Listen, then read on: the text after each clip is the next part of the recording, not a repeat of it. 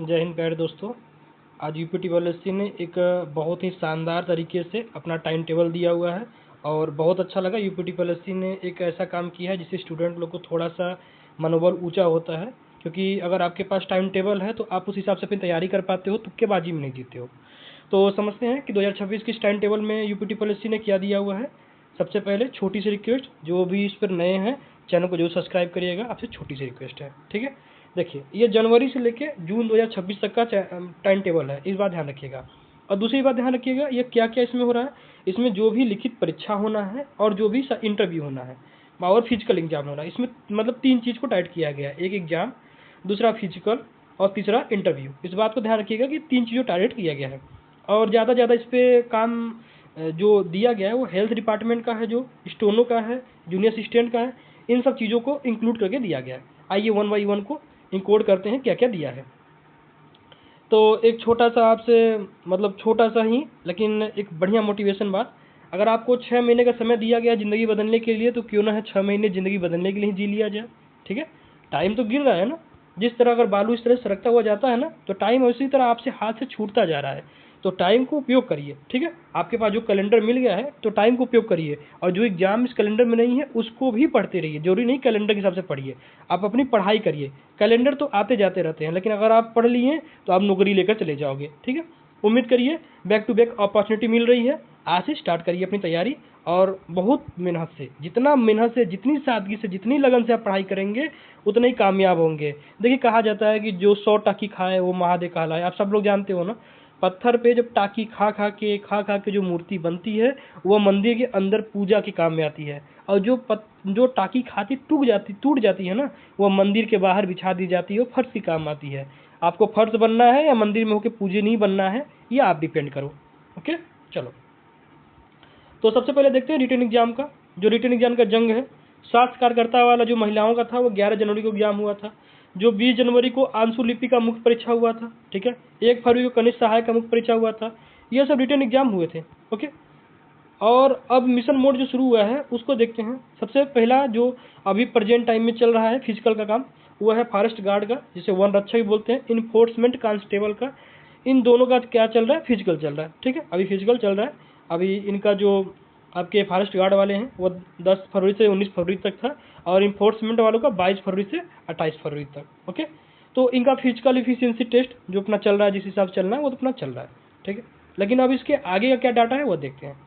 सबसे ज़्यादा इसमें इंक्लूड हुए हैं ITI डिपार्टमेंट से जो विभाग आई है, ITI वालों का, उनके लिए आया है। पहला डीजल मैकेनिक का, इस सब का देखो इंटरव्यू बता रहा हूँ। डीजल मैकेनिक का क्या है, इंटरव्यू। डीजल मैकेनिक का इंटरव्यू कब है, 12 मार्च को है। 13 मार्च किसका है, वायरमैन का इंटरव्यू है। और 17 से 20 मार्च किसका है, रेफ्रिजरेटर AC मैकेनिक वालों का इंटरव्यू है, ओके। 23 से 28 23 से रुक जाइए एक मिनट, 23 से 28 मार्च किसका है, प्लम्बर एंड पावर टेक्नीशियन का। किसका है, प्लम्बर एंड पावर टेक्नीशियन का है। इन सब भाई लोगों का इंटरव्यू है, ठीक है। यानी कि 12 मार्च से लेकर 28 मार्च तक का अपना जो कैलेंडर है उसे सेट कर लो। ये लगातार इंटरव्यू इन भाई लोग का कराना है। उसके बाद आते हैं अप्रैल से जून तक का। अप्रैल में देखो जो SO और वेल्डर हैं, ठीक है, इनका है। उसके बाद फैशन टेक, ड्रेस मेकिंग, ये सब जो लोग हैं मई में। और जून में क्या है, turner, fitter, machinist, motor mechanical, इन सब लोगों का है। चलो आते हैं जूनियर असिस्टेंट की टाइपिंग टेस्ट का। तो जूनियर असिस्टेंट का टाइपिंग टेस्ट जो मेन एग्जाम 2024 में हुआ था, उसका जो टंकर परीक्षा है उसका जो डेट दिया गया है वो डेट क्या है, मई से जून 2026 के बीच में। टंकर परीक्षा में समझते हो ना, टाइपिंग टेस्ट जैसे इमेज में दिखाया जा रहा है। तो जो भाई लोग का टाइपिंग टेस्ट है, इन लोग का मई और जून के बीच में, डेट नहीं दिया गया, इसी बीच में मतलब करा लिया जाएगा। ये 2024 की भर्ती है।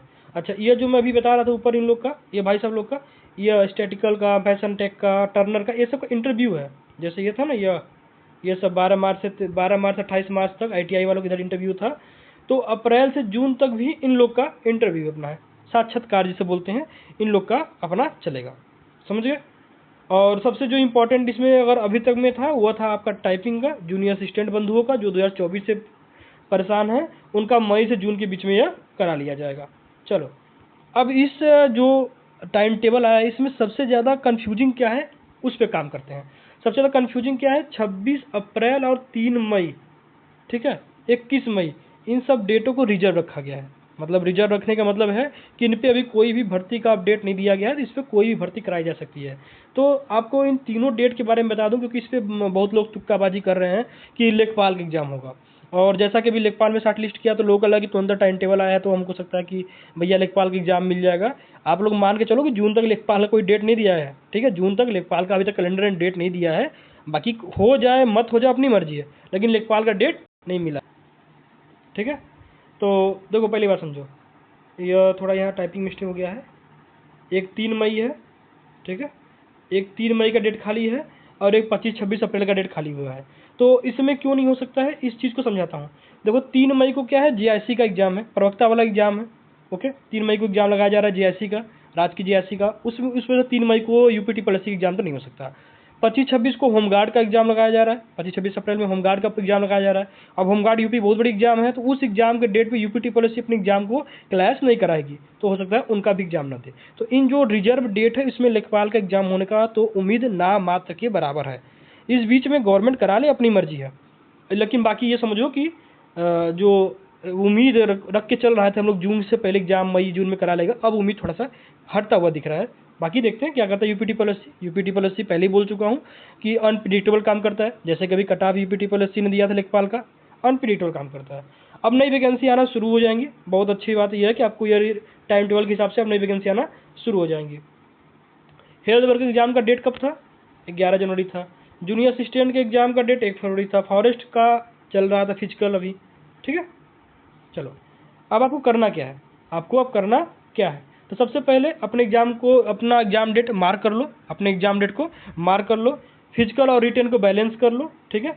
और अपनी अब टाइम टेबल को सेट कर लो। आपको फिजिकल का अगर देना है तो फिजिकल तैयारी करो, रिटर्न देना है तो रिटर्न तैयारी करो, जो करना है वो अपना टाइम टेबल के हिसाब से अपने आप को सेटअप कर लो। और कोशिश करो कि अब जान ला के पढ़ना शुरू करो, जो जो टाइम टेबल के अनुसार एग्जाम जिनका आ गया है। अब सबसे बड़ा अपडेट एजीटीओ को लेके, देखो एजीटीए का इसमें नहीं दिया है तो इसका मतलब यह नहीं, बीपीओ को नहीं दिया तो इसका यह मतलब नहीं है कि इसमें नहीं है तो जून के बाद होगा। यह साक्षात्कार मतलब इंटरव्यू और लिखित परीक्षा का ही डेट दिया गया है। यह जो है लिखित परीक्षा और इंटरव्यू का ही शेड्यूल था, और जो आपका डॉक्यूमेंट वेरिफिकेशन होना है वह शेड्यूल के अलग है। उसका एग्जाम आपका डॉक्यूमेंट वेरिफिकेशन बीपीओ और एजीटीए वाले जो भी भाई बंधु हैं, आप लोग बेफिक्र रहिए। कैलेंडर आया जरूर है, लेकिन आप लोग का नाम होने या न होने से कोई मतलब नहीं है। मार्च अप्रैल में आप सबका हो जाएगा। उम्मीद है आप लोगों को छोटा सा सेशन अच्छा लगा होगा। अगर अभी भी आप चैनल पर नए हैं, अगर सब्सक्राइब नहीं किए तो आपसे छोटी सी रिक्वेस्ट है, सब्सक्राइब करके अपने प्यार को, अपने सम्मान को हम लोग के साथ शेयर करिए, और कोशिश करिए चैनल को जितना हो सके उतना शेयर करिए। छोटे छोटे अपडेट आपको मिलते रहेंगे। चलिए मिलते हैं अगली क्लास में, तब तक पढ़ते रहिए, मस्त रहिए। जय हिंद।